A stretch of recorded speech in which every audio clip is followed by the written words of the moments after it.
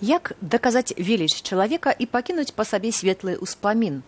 У найноўшым мастацтве цяжка знайсці больш цэльную і яркую асобу, чым Олег Прусаў, які пражыў толькі 26 год. Яго няскончаную выставу «Месяц Ай» рубліўцы дапоўнілі іншымі творамі і прывезлі ў Гомель. Олег Рудавусаў.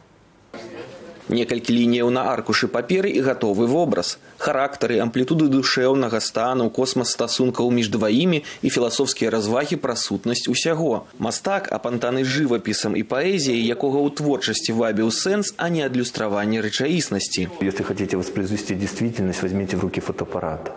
Времена Айвазовского уже ушли, и мне это не интересно, это у меня совсем другая история. Олег Прусаў пражыў толькі 26 гадоў, апошнія з якіх хварэў, пачаў траціць зрок. Тонкі мастак, паэт, энцыклапедычна адукаваны знаўца сусветнага мастацтва, літаратуры ды філасофіі.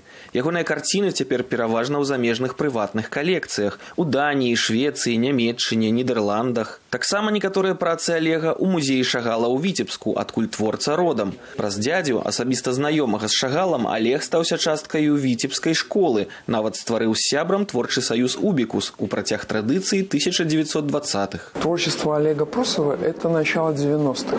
Это достаточно такое трагическое время, с одной стороны, когда очень мало людей вообще занимались искусством, да, потому что в основном все выживали.